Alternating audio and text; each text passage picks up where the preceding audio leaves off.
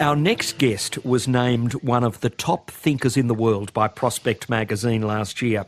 He was a former civilian Minister of Defence in the post-war Iraq government. During the 1980s and 90s, he was a prominent member of the London-based Iraqi opposition to Saddam Hussein's regime. And in 2002, he was one of the drafters of a declaration by Iraqi Shiites. And that was a statement that helped lay the groundwork for Saddam's ouster. And now Dr. Ali Alawi has written a book about the Hashemite dynasty. Now, the Hashemites, you may recall, were to the Middle East what the Bourbons were to Spain. You cannot write history without them. But while the Bourbons ruled fairly peacefully for 230 years, the Hashemites didn't attract that much popular support during their rule. Dr. Alawi's book focuses on King Faisal I, a seminal figure in the making of the modern Middle East. King Faisal not only fostered unity between Sunni and Shia, but also founded the state of Iraq, organised the Arab revolt against the Ottoman Empire, and became a leading representative of the Arab cause at the Paris Peace Conference, and was king of the first independent state of Syria. Well, joining me from the BBC studio in Singapore, where he's a research fellow at the National University of Singapore, is Dr. Ali Alawi. Dr. Alawi, welcome to Late Night Live. Thank you very much. Thank you for having me. As I said, this is a majestic book that you have written. Tell me why King Faisal remains so influential in the Middle East 80 years after his death. Well, I think first of all because he was involved in nearly all the turning points of modern Middle Eastern history. He was involved in the Ottoman Empire in its last years. He was involved also in the nascent Arab nationalist movement and was involved in organizing and leading the rebellion against the Ottoman Turks during World War I. And then was involved as leader and king of the first independent Arab state in Syria, which ended in disaster when the French invaded it. And then after a year in the wilderness, as it were, he emerged as the top candidate to be king of Iraq. Now, these are all very, very significant turning points in the evolution of Middle Eastern history. And he was there, as it were, present at the creation and was an instrumental actor in all of these stages. Yeah, I mean, you've given him 2 thrones there and a pretty good resume, but he lost both of those thrones, didn't he? I mean, wasn't he in some respects a political failure? Well, he lost the Syrian throne because he couldn't withstand the onslaught of the French. They had assembled a large army to invade Syria. He didn't really lose the Iraqi throne. He died as king. And in fact, if anything can be said about him in Iraq, is that he was the founder and creator and developer of the modern Iraqi state. So I don't think he died a failure. He died really very, very prematurely, leaving a lot of the issues in Iraq still in dire need of his leadership. But I think in Iraq he was a success. Yes, but he didn't set up the monarchy of Iraq, the throne of Iraq, as an enduring institution. I mean, it was easily toppled after he died, wasn't it? Well, true, because when he died, his son, who was immature at that point, he was in his early 20s and wasn't really fit to rule, and he didn't last very long in any case. His grandson, who then came to be king in 1939, was far too young. And by the time he had reached maturity, the political circumstances in the Middle East had changed drastically, especially after World War II and the founding of the State of Israel, the rise of the extreme Arab nationalism, and so on. So the monarchy really, after his death, didn't have time to adjust properly to the changes in circumstances of the period. So if you say, has the monarchy in Iraq been successful, the answer is no, because it ended in a debacle. But if you say that, if you take his period and try to project it into the future, I think it would have been a much different outcome were he not to have been cut down at such a short life. I drew at the beginning in our introduction some parallels between the Hashemite monarchy and the Bourbons in Spain. Are there any parallels to be drawn in the sense that the Bourbons were restored as a way, they did have some popular roots in Spanish society. Can the same be said of the Hashemites throughout the Middle East? Well, it's always very hard to make these comparisons, especially across cultures and civilizations. But in the case of the Hashemites, they are probably the noblest Arab family in the sense that they have been responsible for the shrine of Mecca, the holy sanctuary of Mecca, since the 10th or 11th century. So they've been there for a long time. They're not sort of parvenus.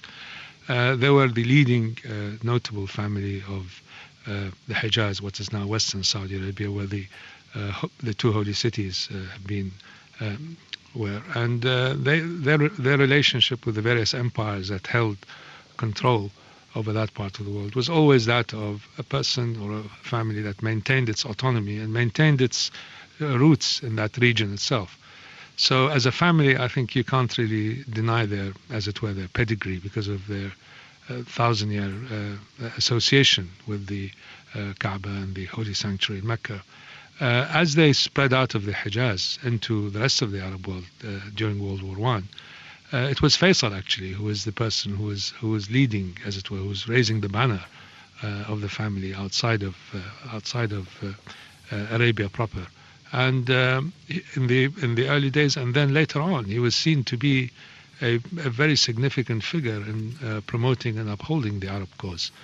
The Hashemites moved, or Faisal in particular, who is I think one of the most significant of the Hashemites, if not the most significant, moved from being a person who was quite happy, as it were, or content with the association with the Ottoman Empire, into one where he championed the idea of an independent confederation of Arab states under the rule of his family, but nevertheless one that privileged the Arabs in their own homeland and gave them a sense of independence. The reason, though, I ask about the Hashemites and Faisal in particular, and whether there was popular sentiment for him on the Arab street, as it were, is there is this sense among some in the Arab world that the Hashemites were mere agents, enabling agents of the British imperialists. Yes, useful in throwing off the yoke of the Ottomans,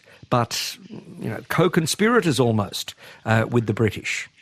No, I think this is a gross misreading of history. First of all, there are different Hashemite actors. There's the elder man, as it were, the elder statesman, King Hussein, whose relationship with the British were extremely complex and difficult.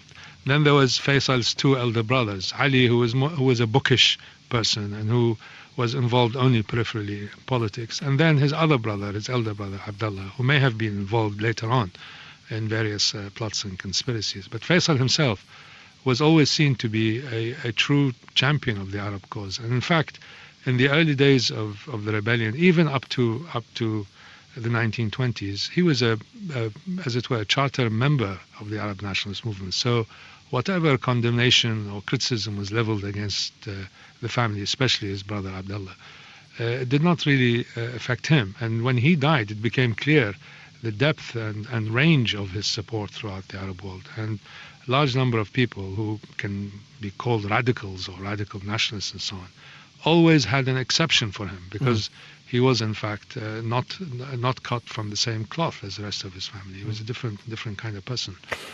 Tell me about his relationship, though, with T.E. Lawrence of Arabia, because it was close.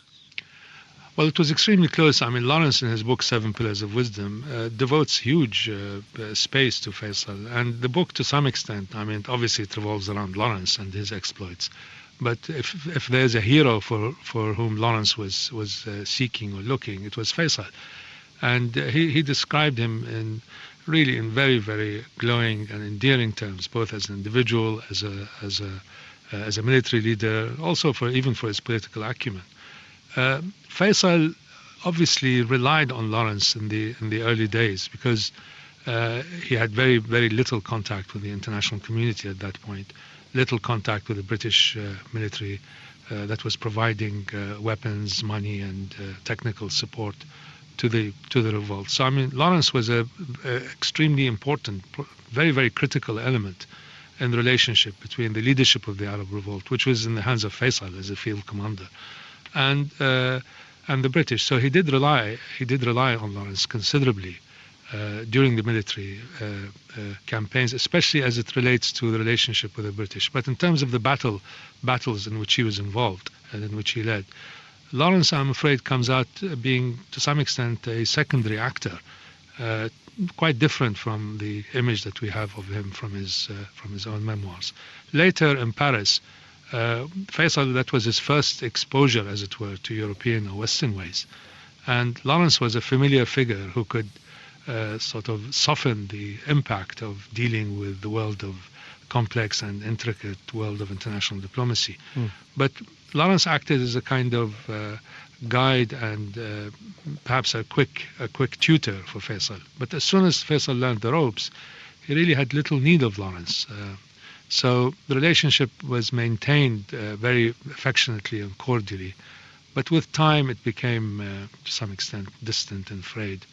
And Lawrence himself always, his relationship with Faisal, and also with the Arabs generally, was of a person who saw them as, in some ways, childlike and needed to be coached or warded, as it were. And he wasn't quite prepared to see them outside of sort of the romanticized box that he painted them in. Was there something about their personalities, though, that was complementary? I think so. I mean, Lawrence was a very private man, and he held his anxieties and sadness very, very close to himself, which is really quite a quality that is quite appreciated by the Arabs. He didn't show his emotions too obviously. He was very careful to keep sad news from affecting his judgment and so on. And with the Bedouins, especially with the Bedouins, Lawrence was seen to be a friendly and supportive, and in some ways a person who tried to understand their culture and the way that they lived. However, with the educated classes, especially with the Arab officers and the intelligentsia and so on, Lawrence was not so popular. In fact, he was quite disliked, in some cases detested, because they saw through him as an agent of the British Empire, who is always trying to foil the moves towards Arab independence. I must say this is not held out by history. I mean, Lawrence was a champion of Arab independence, but at the same time he was very clear that he was also working for Britain's interests, and he saw the Arabs sort of in the form of a brown dominion, as it were, as he called them, within the British Empire.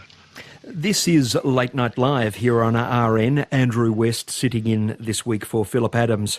And we're talking to Dr. Ali Al-Alawi about his new book, Faisal I of Iraq. It's a majestic history of the man whom many credit as the maker of the modern Middle East. So what position did he take to the Paris peace talks after World War I?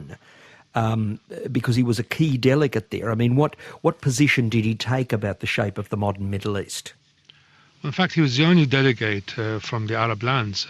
Because the entire Near East was then under occupation mainly by the British Army. The only sort of quasi-independent state that existed was the Kingdom of Hijaz that was then ruled by his father Hussein. And he was given the title of head of the Hijaz delegation to the Paris Peace Conference, but he was the only Arab representative, as it were, for the cause of Arab independence. And his position was very, very clear. It was that Britain had promised through the McMahon-Hussein correspondence, McMahon being the High Commissioner in Egypt, to grant the Arabs independence in the territory of what is now nearly all the Middle East, i.e. in the former Arab territories of the Ottoman Empire, excluding Egypt.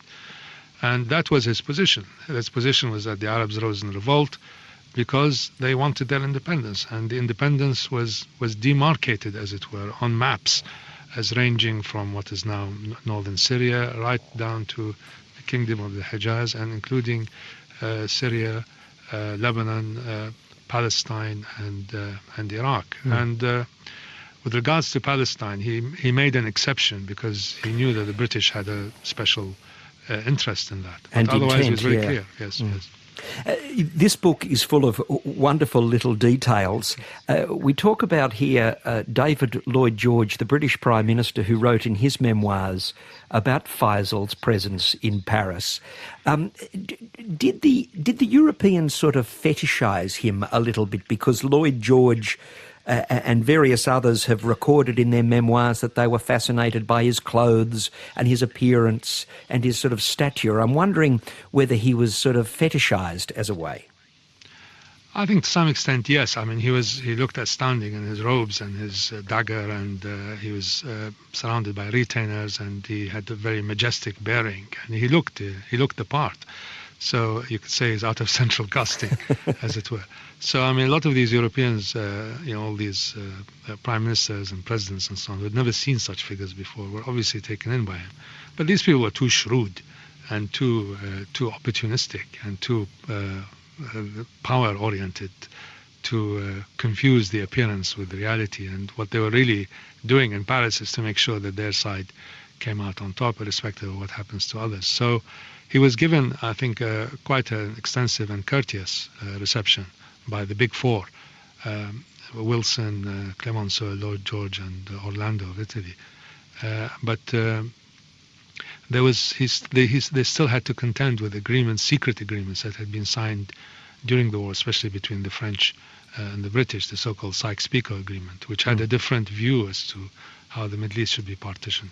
Woodrow Wilson, who thought also well of him, especially his Secretary of State, Robert Lansing, in the end really fell into the various traps that were set for him by the British and the French, and he couldn't act as the party that was going to push alongside Faisal for Arab independence. Well, let's get to his assumption of the throne in Syria. When does this occur? I mean, what are the conditions in which he becomes the leader of Syria? Well, when Syria was sort of liberated by a combination of the British army, also large Australian forces under General Chauvel, and the forces of the Arab revolt. Most of northern Syria was in fact liberated by the Arab forces of Faisal. The situation on the ground was very confused. It was run as a military administration reporting to Allenby, but at the same time the British through Allenby allowed for the formation of a kind of independent Arab government that was supposed to rule over interior Syria excluding Lebanon, which at that point was occupied by French forces who had not really were not involved in the war at all in the Near East. So Faisal was trying to establish the rudiments of a state, of a government that would then establish the legitimacy of Arab rule, hoping to have the British on his side. The British, on the grounds, Allenby was quite sympathetic, but the British were then, as it were, stymied by the agreement that they had with the French to partition the Middle East. The French, meanwhile, had landed forces in Lebanon, which they intend on establishing their control over the entirety of Syria. So for about a year and a half, there was this furious maneuverings as to who's going to come out on top. The Arab government controlled by Faisal or under Faisal's administration, or the French pushing to regain the entirety of Syria under their military control. And this went on with increasing tensions and actions against the French. There was a lot of guerrilla warfare going on against them. Until Faisal, meanwhile, was trying to cut a deal with the French so that he would allow for the continuation of this Arab state, which even though it would be in alliance with the French. But in the end, the French would have nothing, none of it, nothing to do with it. And the hotheads in Damascus then pushed for declaration of Syrian independence with Faisal as king. And that happened in March of 1920. But it doesn't last long. I mean, it's a very short-lived rule, isn't it? I mean, what goes wrong, and when has he gone from Syria?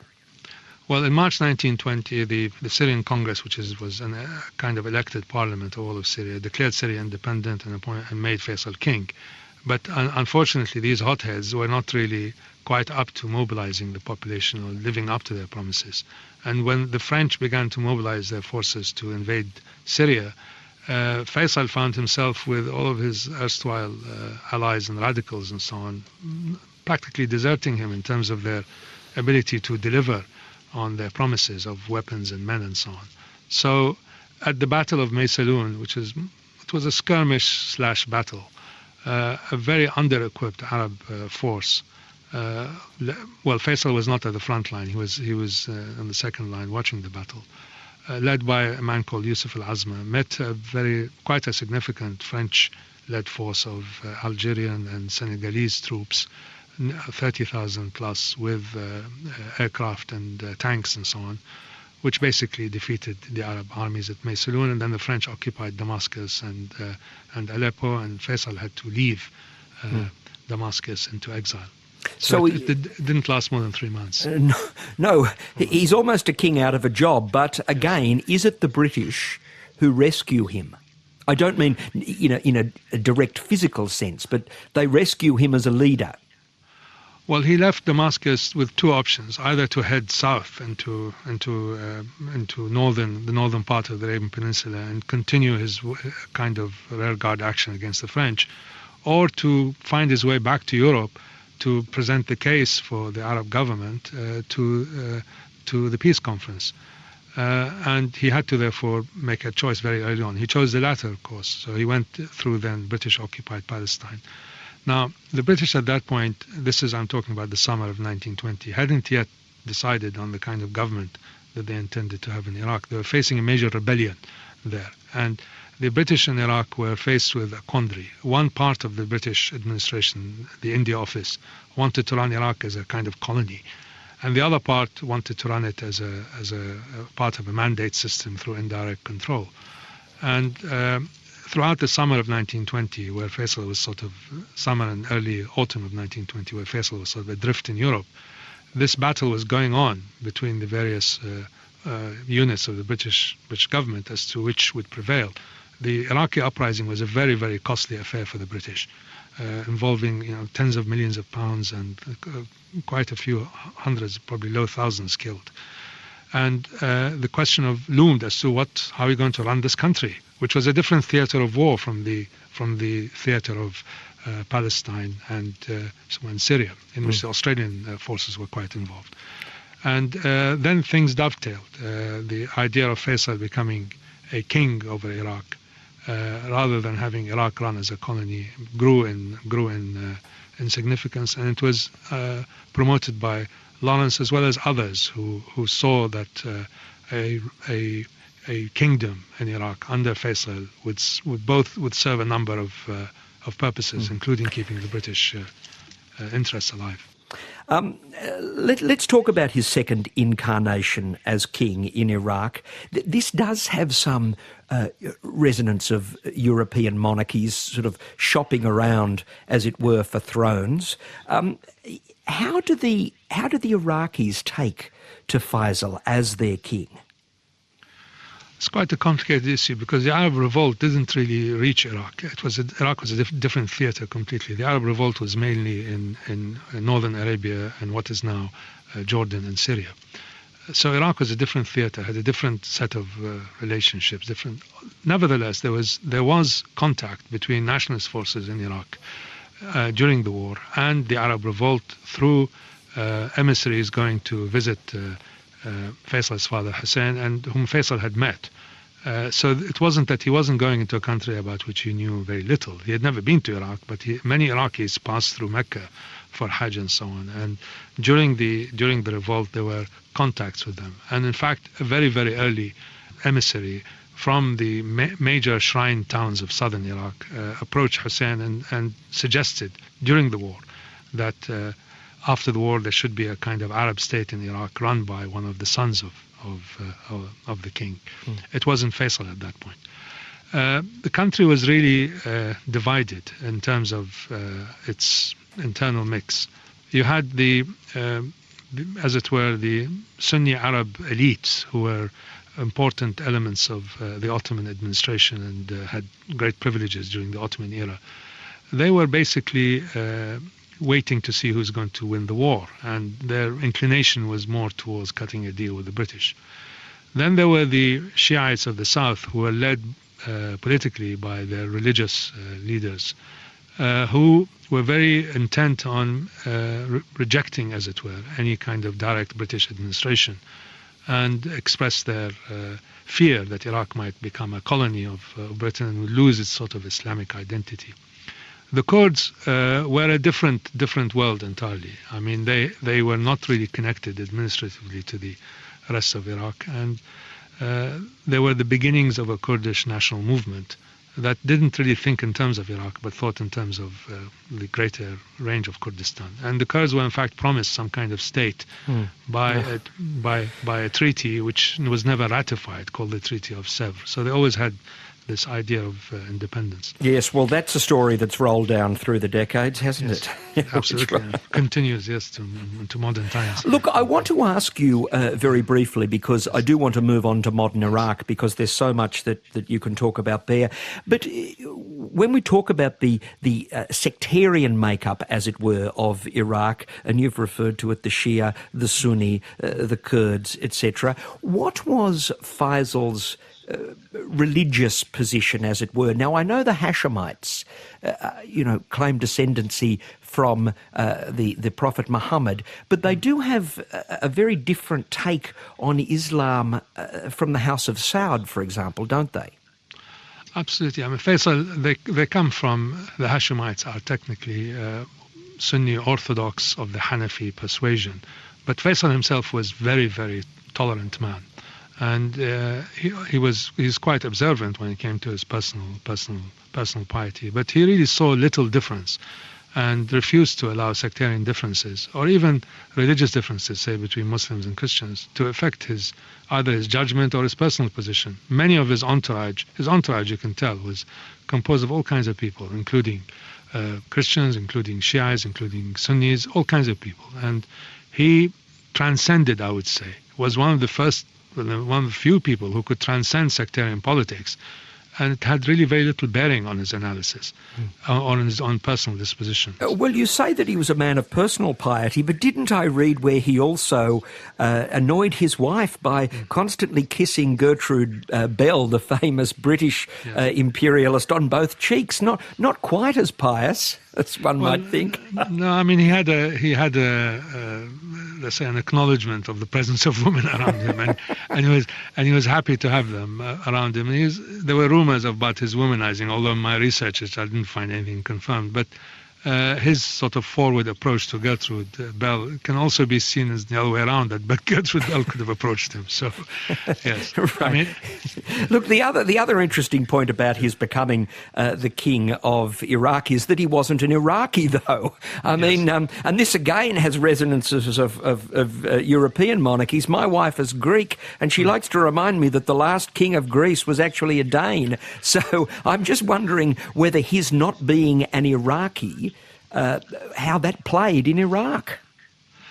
Well, it didn't play that much, actually, because Iraq as an identity wasn't that well established at that point. I mean, people did not, they were beginning to think of themselves as Iraqis, but the kind of a national identity that we take for granted now was extremely weak at that point. So the point was that the elites who made decisions in policy accepted the fact of foreign leadership. In fact, they had all kinds of candidates that were being offered as king of Iraq.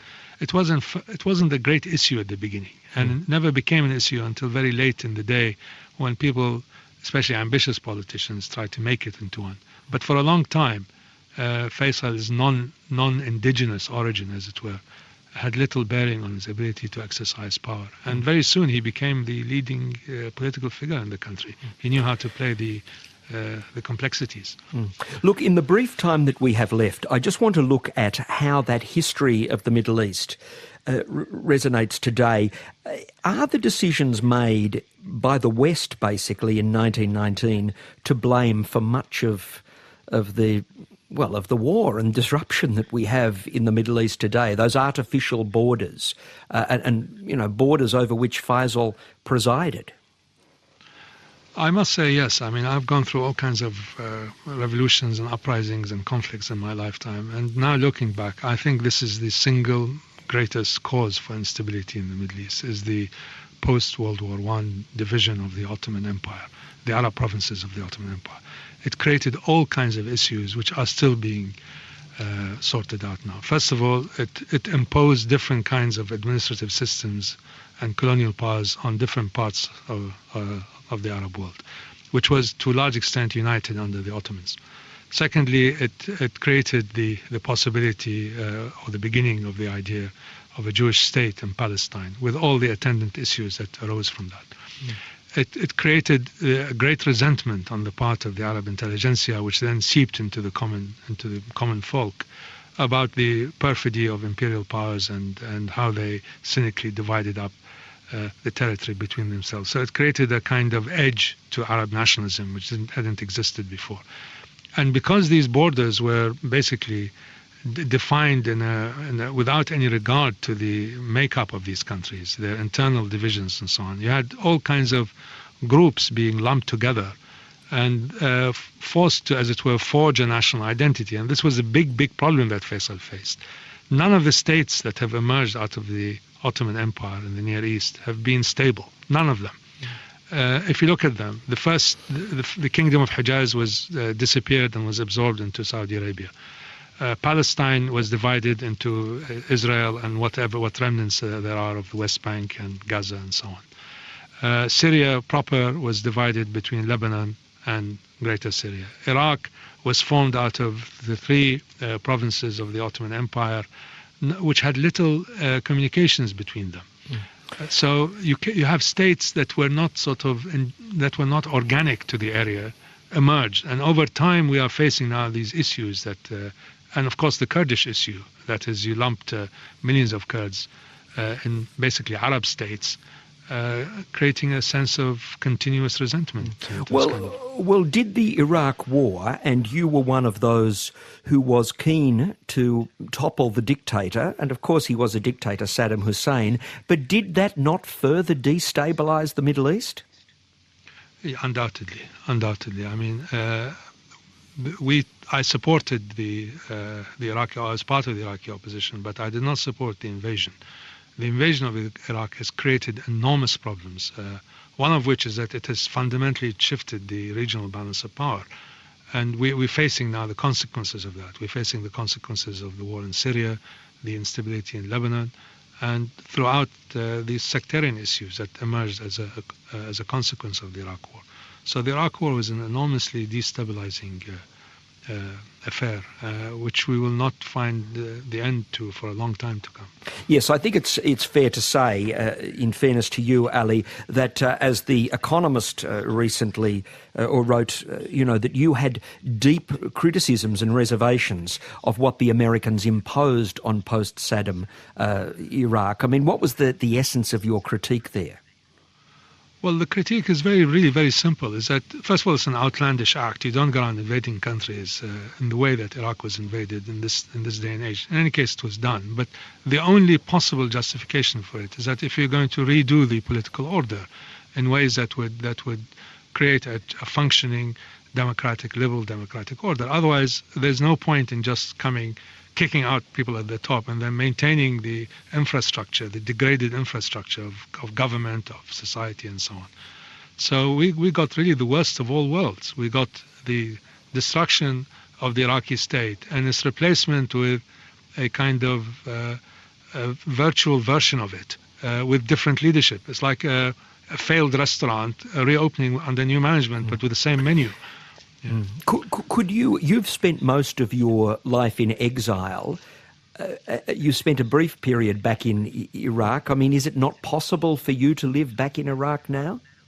No, in fact, I've been living in Iraq, continuously since 2003. I go back to Iraq every 2 or 3 months and I maintain my house there and so on. But because, for better or worse, I have some kind of profile, I have to take great precautions, including bodyguards and armored cars and so on, and it's a costly business. So staying in Iraq and visiting Iraq and maintaining my presence in Iraq is something that I intend to do for the rest of my life. But I can't be there all the time. I spend probably around 4 or 5 months of the year in Baghdad. But look, just to close the loop on King Faisal, yes. You've argued that transforming Iraq into a kind of mini Ottoman Empire could be a way forward. I mean, what do you have in mind there? Well, I think Iraq is it's a variegated country with different groups. They have with them all of Iraqis, irrespective of their ethno-sectarian composition, have a sense of Iraqiness, but they need to have their particularities understood and protected and respected by the government, so by the state. So a degree of decentralization, in fact, a high degree of decentralization, is absolutely essential within a federal state. Otherwise, you'll end up with the old seesaw of a central government trying to impose its authority and its unidimensional view of the country on reluctant people, or you have chaos. So we have to learn to cede power to communities, to groups, to cities, to regions, without necessarily destroying the integrity of the whole. And this is something that the West has done. I mean, Australia has learned that, Canada has learned that.